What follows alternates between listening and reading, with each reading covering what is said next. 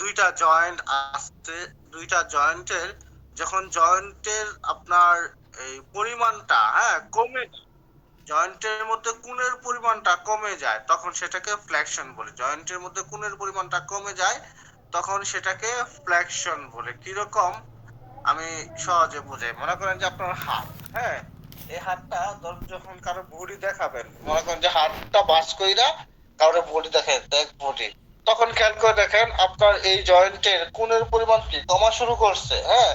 এই যে আপনি মনে করেন যে হাতটা বাস করে কারো বডি দেখালেন, এই যে কন্ডিশনটা সৃষ্টি হইলো, এই যে মুভমেন্টটা সৃষ্টি হইলো, এটাকে বলা হয় ফ্লেকশন, এটাকে বলা হয় ফ্লেকশন। এরপর আপনি খেয়াল করে দেখেন দাঁড়ায় আছেন, দাঁড়ায় অথবা শুয়ে আছেন, হাঁটুটারে বাস করলেন, বাস করে বুকের দিকে আনলেন, দুই হাঁটু বাস হয়ে গেল, পায়ে দুই হাঁটু বাস হয়ে গেল, এইখানে কি হইলো, অ্যাঙ্গেলের পরিমাণ কমে গেল, এটা কি হইলো, এটা হচ্ছে ফ্লেকশন হইলো।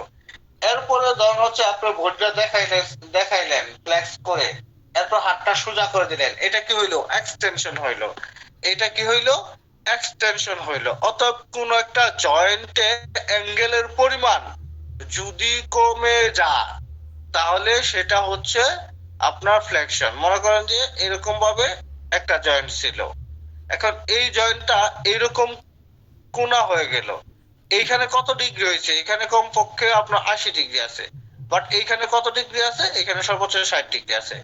এরপর মনে করেন যে এটা আরো এরকম হইলো, এখানে কি, এখানে মনে করেন যে 50 ডিগ্রি হইলো, এরপর মনে করেন যে এটা আরো এরকম হইলো, একদম কম এরকম হইলো, তাহলে এরকম ভাবে কি এই জয়েন্টের অ্যাঙ্গেলের পরিমাণটা কি কমা শুরু করছে না?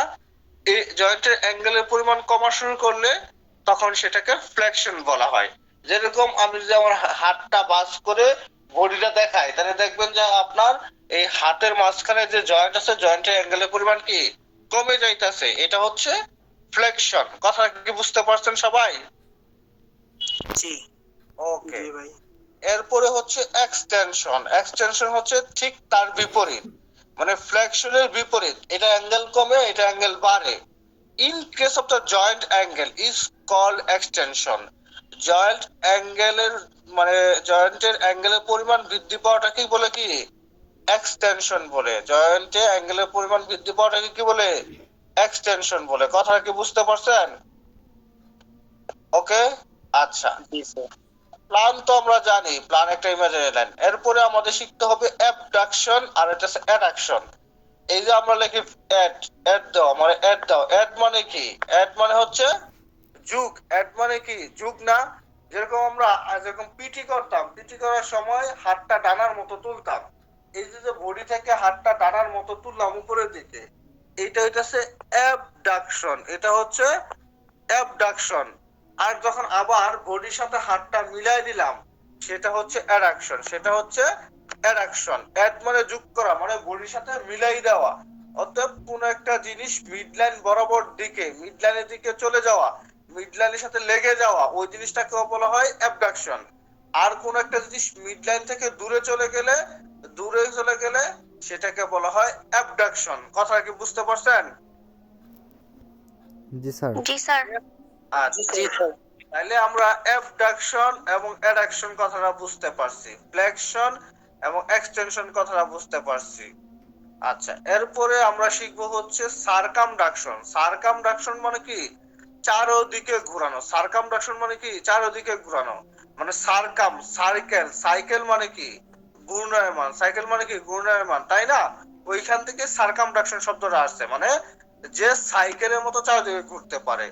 যেরকম খেয়াল করে দেখেন আপনার শোল্ডার জয়েন্ট, আপনার যে হাত আছে, এইটা চাইলে আপনি উপর দিকে তুলতে পারতেছেন, সামনের দিকে তুলতে পারতেছেন, পিছন দিকে নিতে পারতেছেন, আবার এরকম করে ঘুরাইতে পারতেছেন, সবকিছুই পসিবল হইতেছে, তাই না? এইটা হচ্ছে সারকামডাকশন। আবার খেয়াল করে দেখেন আপনার যে হিপ জয়েন্টটা আছে, অতএব এই পায়ের যে জয়েন্টটা আছে, আপনার হচ্ছে হিপ জয়েন্ট। হিপ জয়েন্ট তো সবাই চিনতে পারছেন, হিপ জয়েন্ট চিনতে পারছেন না? জি স্যার। এই পেলভিক গার্ডেল। দেখেন আপনি চাইলে উপর দিকে তুলতে পারেন, সাইডে নিতে পারেন, পিছনে নিতে পারেন, সব দিক দিয়ে করতে পারতেছেন। এইখানে কি সারকামডাকশন পসিবল হইতাছে। বাট খেয়াল করে দেখেন আপনার রিস্ট জয়েন্ট, মানে হাতের গোড়ালিটা আপনি চাইলে একদিকে নিতে পারতেছেন, কুনুই এলবু খালি উপরে তুলতেছেন নিচের দিকে নামাইতেছেন, চারিদিকে কিন্তু ঘুরাইতে পারতেছেন না ওই জয়েন্টটা। তাহলে ওগুলো কি? ওগুলো হচ্ছে বায়ো অ্যাক্সিয়াল মুভমেন্ট। বাট এই হচ্ছে শোল্ডার জয়েন্ট অথবা হিপ জয়েন্ট, এগুলো কি সার্কামডাকশন। তার মানে সার্কামডাকশন তো বুঝছি, যেই জয়েন্ট বা যেই মুভমেন্ট চারিদিকে মুভমেন্ট করা পসিবল, যেই মুভমেন্ট চারিদিকে মুভমেন্ট হওয়া পসিবল, সেটাই হচ্ছে সার্কামডাকশন। কথা ক্লিয়ার? জি স্যার। জি স্যার। জি স্যার।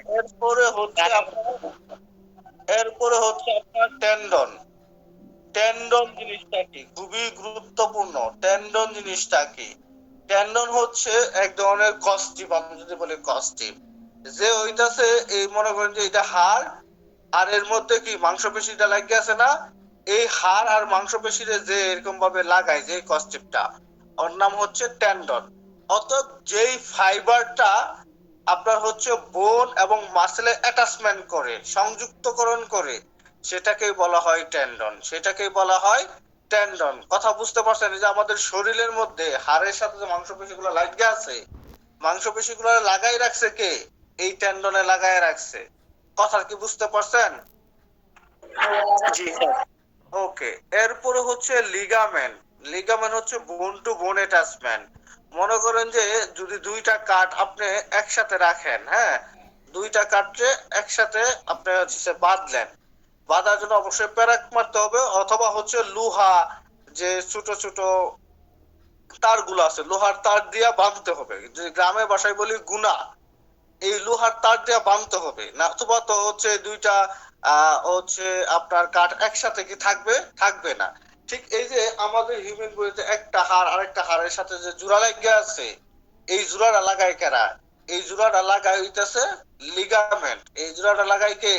লিগামেন্ট। অর্থাৎ লিগামেন্ট হচ্ছে বোন টু বোন অ্যাটাচমেন্ট। লিগামেন্ট হচ্ছে একটা ফাইবার্স নন কন্ট্রাক্টাইল কর্ড লাইক স্ট্রাকচার। হ্যাঁ, ফাইবার্স নন কন্ট্রাক্টাইল কর্ড মানে রশির মতো একটা স্ট্রাকচার বা একটা জিনিস, যে হচ্ছে বোন এবং বোন মানে হাড়, দুইটা হাড়ের সাথে সংযুক্ত করে, হাড়ের সাথে লাগাই রাখতে ভূমিকা রাখে। কথাটা কি বুঝতে পারছেন? জি স্যার, বুঝছি। জি স্যার। তাইলে এখন হচ্ছে টেন্ডন মানে বুঝলাম নন কন্ট্রাক্টাইল একটা কর্ড লাইক স্ট্রাকচার, বোন টু মাসেল অ্যাটাচমেন্ট করে।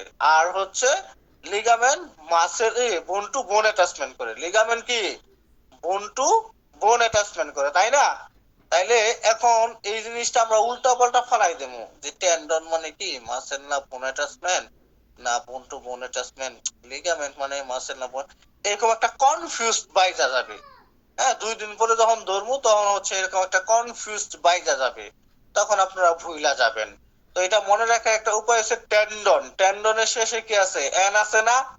টেন্ডনের শেষে কি আছে? এন আছে না? এন। এন এর পরেই কি হয়? এম। এম মানে কি? এম মানে কি? মাসেল। এন মানে কি? মাসেল। অতএব মাসেল টু বোন অ্যাটাচমেন্ট যে করে সেই হচ্ছে টেন্ডন। আর হচ্ছে বাকিটা তো এমনিতেই মনে রাখবে, লিগামেন্ট হচ্ছে বোন টু বোন অ্যাটাচমেন্ট। কথা কি বুঝতে পারছেন? এটা কি মনে থাকবো না? জি স্যার। জি স্যার। আচ্ছা, গুড।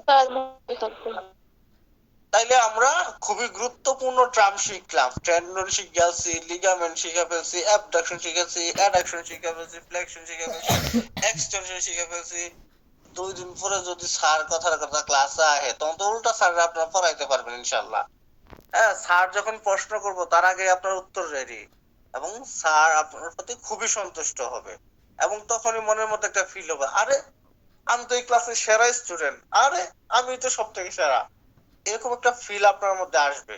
তখন ওই সেরা পজিশনটা ধরে রাখার জন্য আপনার ব্রেনের মধ্যে অটোমেটিকলি পড়াশোনা করার একটা আগ্রহ চলে আসবে, এবং মনে হবে যে আপনি অনেক বেশি পড়াশোনা করেন, এরকম মনে হবে। ঠিক আছে? আচ্ছা, এরপরে যে আলাপটা, সে আলাপটা হচ্ছে ব্যাসেল। ব্যাসেল মানে হচ্ছে রক্তনালিকা। ব্যাসেল মানে কি? রক্তনালিকা। এখন এই রক্তনালিকা কয় ধরনের? মেইনলি আমাদের বডিতে রক্তনালিকা আছে 2 ধরনের, মেইনলি 2 ধরনের। একটা আর্টারি আর একটা ভেইন, মানে একটা শিরা আর একটা ধমনী। আপনারা পড়ছেন না? ওই বাংলার যুগ শেষ, এখন ইংরেজিতে শিখতে হবে। একটা আর্টারি আর একটা কি? ভেইন। একটা আর্টারি আর একটা ভেইন। তাহলে ভেসেল মানে কি?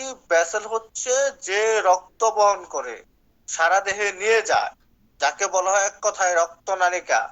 এই রক্তনালিকা হচ্ছে প্রধানত দুই প্রকার, যদি প্রধানত বা মেইনলি কথাটা উল্লেখ না থাকে, যে mainly how many type of blood vessel, এই কথাটা যদি উল্লেখ না থাকে, শুধু উল্লেখ থাকে যে how many type of blood vessel, mainly কথাটা উল্লেখ নাই, তখন হবে পাঁচ প্রকার। বাট যখন মেইনলি বা মেজরলি কথাটা উল্লেখ থাকবে বা প্রধানত কথাটা উল্লেখ থাকবে, তখন হচ্ছে ব্লাড ভেসেল কয় প্রকার? দুই প্রকার। কথাটা কি বুঝতে পারছেন? আচ্ছা, মেইনলি দুই প্রকার কি কি? আর্টারি আর ভেইন। আর যদি মেইনলি না থাকে, নরমালি বা how many type of blood vessel, তাহলে পাঁচ প্রকার। কি কি? আর্টারি, আর আর্টারি ছোট বাই আর্টারিয়ল, ভেইনের ছোট বাই ভেনাল, আর হচ্ছে ক্যাপিলারি। ক্যাপিলারি হচ্ছে কি? ভেইন এন্ড আর্টারির ব্রাঞ্চ হইয়া, এটা লাস্ট পার্টটা। এখন ঘটনা হচ্ছে, মনে করেন যে আমাদের হিউম্যান বডি, এই যে হার্ট আছে না, এই হার্টের মধ্যে রক্তটা পাম্প হবে।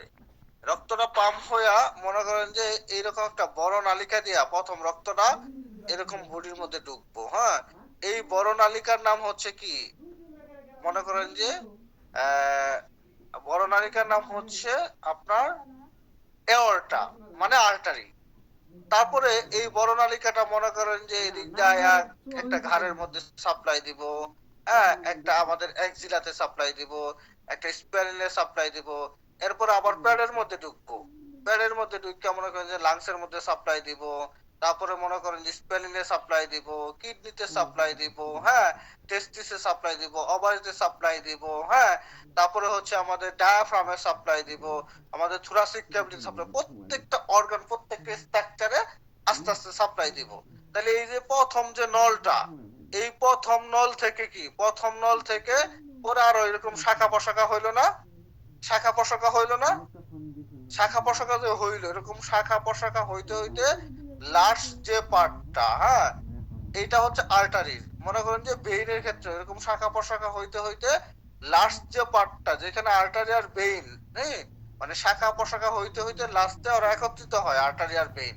ঠিক এই পার্টটাকে বলা হয় গ্যাসিয়াস এক্সচেঞ্জ পয়েন্ট। এই পার্টটাকে বলা হয় গ্যাসিয়াস এক্সচেঞ্জ পয়েন্ট, যেখানে অক্সিজেন আর কার্বন ডাইঅক্সাইডের কি আদান প্রদান চলে, যেখানে অক্সিজেন আর কার্বন ডাইঅক্সাইডের কি আদান প্রদান চলে। দ্যাট মিন্স আমাদের টিস্যুর মধ্যে, বডির মধ্যে অক্সিজেনটা ঢুকবো, আর বডি থেকে কার্বন ডাইঅক্সাইডটা বের হবে। কার্বন ডাইঅক্সাইডটা বের হয় হইতাছে আপনার ভেইনের মাধ্যমে, আর হচ্ছে অক্সিজেনটা ঢুকে হচ্ছে কার্বন ডাইঅক্সাইডের মাধ্যমে। এই যে যে গ্যাসিয়াস এক্সচেঞ্জ পয়েন্টটা, এইটার নাম হচ্ছে ক্যাপিলারি। তাহলে ক্যাপিলারি কারে কয়? Gaseous exchange point. ক্যাপিলারি কারে কয়? গ্যাসিয়াস এক্সচেঞ্জ পয়েন্টকে ক্যাপিলারি বলে। গ্যাসিয়াস এক্সচেঞ্জ পয়েন্টকে ক্যাপিলারি বলে। কথাটা কি বুঝতে পারছেন? জি স্যার। স্যার আরেকবার একটু বলেন।